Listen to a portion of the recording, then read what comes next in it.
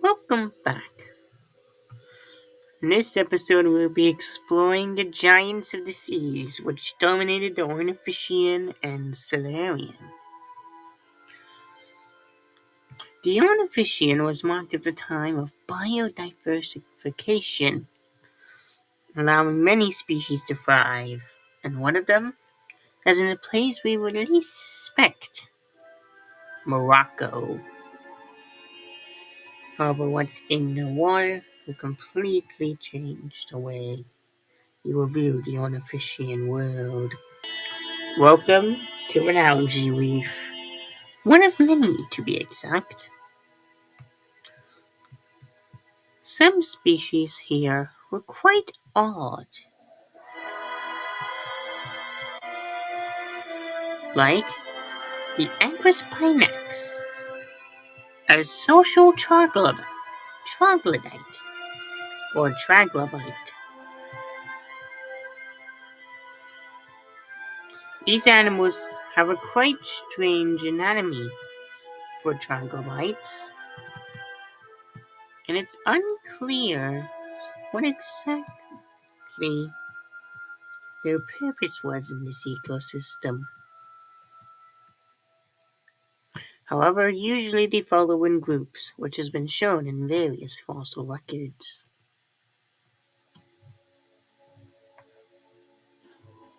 However, there was also something else that was quite strange.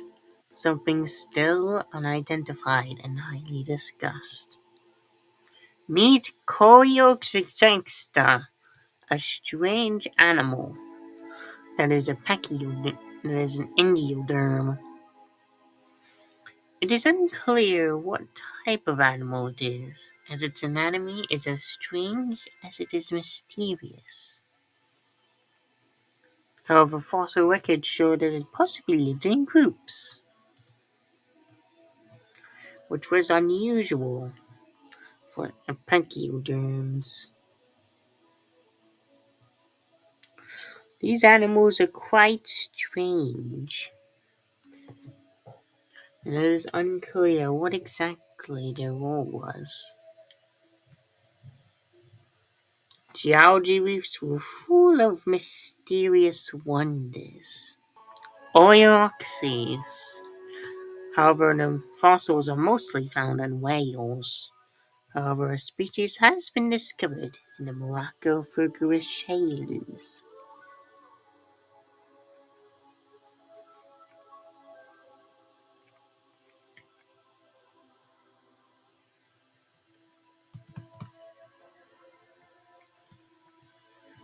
Troglobites were around since the Cambrian, and far outlived most animals that we saw last time, like the Parapopoa, Omnidens, and even the legendary Opopen.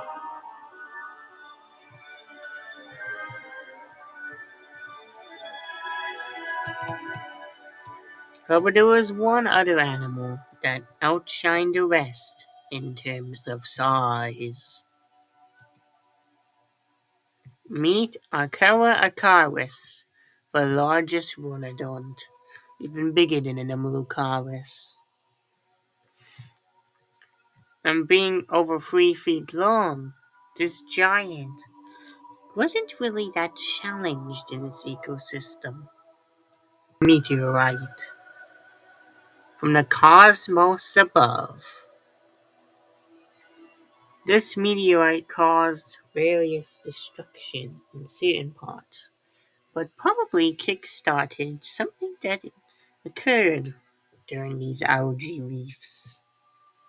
The Great Biodiversification Event of the Ornithischian, which in turn led to our strange creatures of the Cambrian and early Ornithischian go extinct, and gave rise to an orthicone and the world's largest cephalopod. During the Great Biodiversification Event, many new animals came into existence. Some of these were absolutely massive.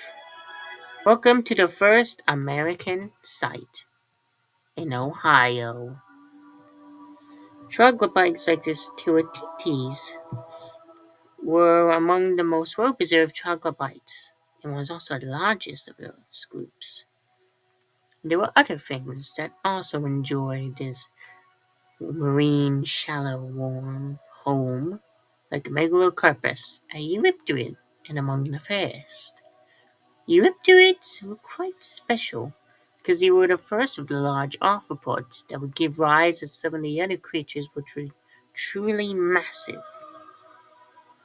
And they were quite common too. Animals like these jellyfish will be alive for millennia as well.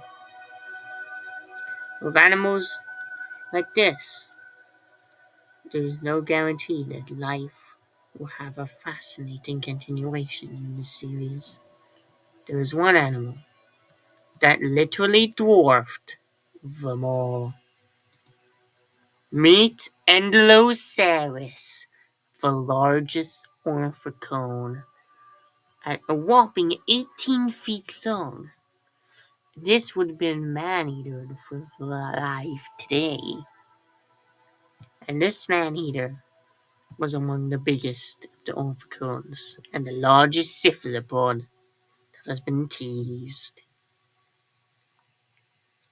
This animal hasn't just been found in Ohio, but also other places like Wisconsin and Minnesota in the USA, and even parts of Europe. And it was among the most successful of the orthicones, most likely due to its massive size. And Lutites treads carefully. Animals like these are also considered predators. Lutites would be a troglobite, and these troglobites would continue on into the Carboniferous. However, it was most likely that they went extinct during the Great Time. However, we aren't there yet.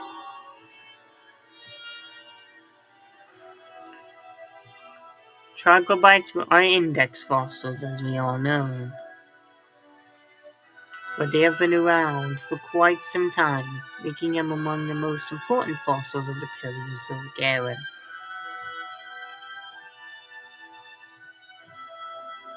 More Lutites.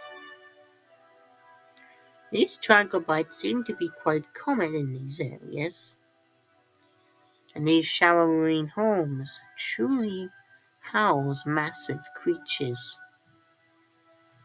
Megalocarpus is among some of the animals with a lot bigger animal species. And even though it was among the first of the Eurypterids, it also wasn't the biggest. Some also grew to massive sizes, and we will see that next. Because 40 million years later, Eurypterids will truly grow to be the most common predators of the seas in the Silurian, in our final stop on our second episode. Well, but that doesn't mean these giant orphicones are finished either. This one's currently looking for food description. These animals most likely ate other animals. In the Silurian, however, the Ordovician would experience a mass extinction that would lead to the decline of these giant orphicones and the troglobites as well. Welcome to the Silurian, a time filled with large arthropods. Some of these could get huge, and this is one place where you can find them. New York. 200, 400 million years ago. Here we can find one of the lagoons. And here we find Eurypterus, our first Eurypterid that doesn't have giant claws. And these animals are the blueprint for many to follow. To find shrimp like these Shiwaito curry shoes. which was shrimp-like and possibly the foundation for the various others to follow.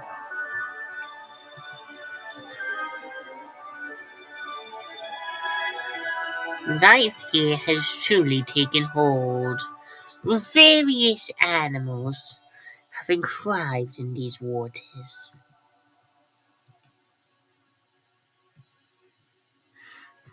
A giant has arrived.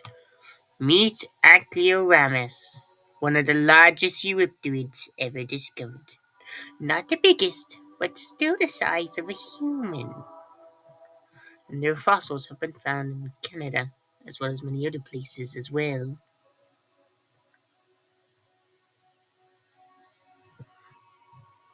And these guys can get over 2 meters long, which is quite impressive for an arthropod at this time. However, nature doesn't sell everything wasteful.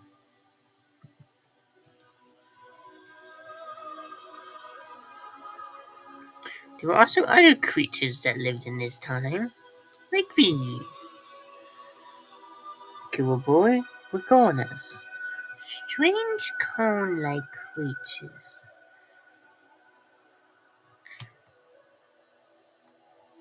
These animals are unclear as their fossils are hard to fossilize.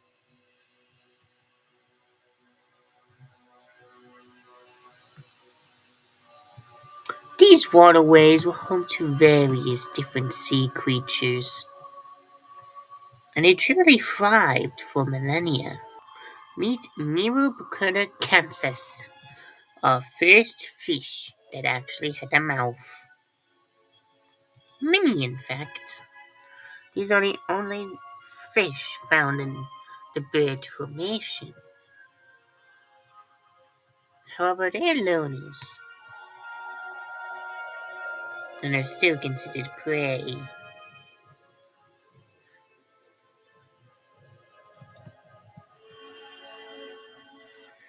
There were many things that thrived in these waters, like lots of eurypterids. These places were primarily known for eurypterids fossils, otherwise known as the sea scorpions.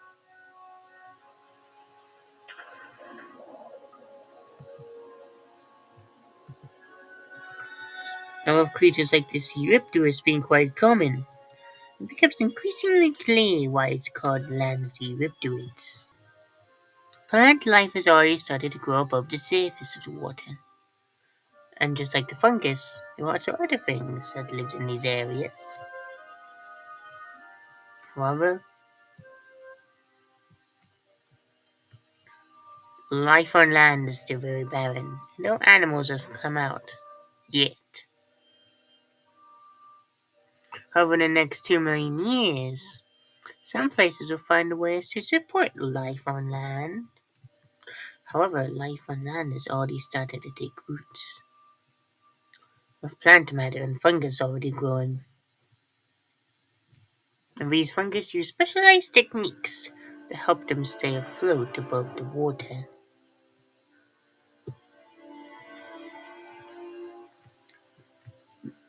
These American lagoons will become extinct and die out, disappearing very soon, possibly in the next million years, and along with them, the animals that came along. And with the extinction of these giant lagoons, new things will arrive. And in the next episode, we'll explore the very earliest of life and the giant fish of the Devonian.